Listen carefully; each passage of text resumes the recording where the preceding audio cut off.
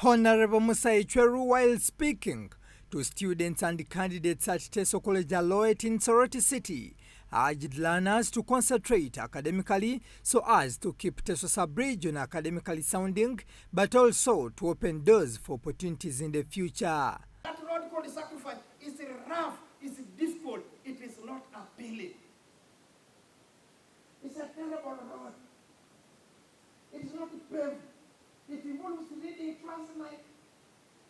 It involves suffering. Sometimes it involves missing food. Sacrifice.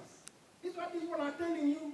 The head teacher at Teso College Aloet, Julius Opaso, however, linked the decline in academic excellence to the unending challenges that the school is facing, which he says limit the learners' concentration.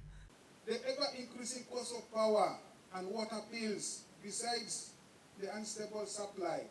This is really a big school. We have nearly 1,800 students, and all of them need water. They use water on daily and timely basis. Even power has to lie throughout. Joshua Edogu, the mayor of Soroti City, discouraged students not to indulge in immorality so as to safeguard their lives. And out of the 1,600, 80% are young people who should be at school.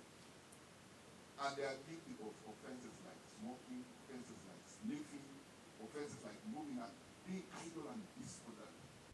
Soroti resident City Commissioner Peter Sparks urged the students not to escape from school, stressing that this only distracts them from concentrating on their studies. As our praise you for being so disciplined, we also discovered that some of you sneak out of school.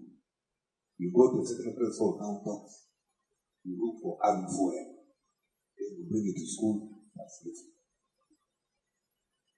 You have continued to do our operations. If you fall within a trap, there will be no bail for you, no political for you, and you go to prison.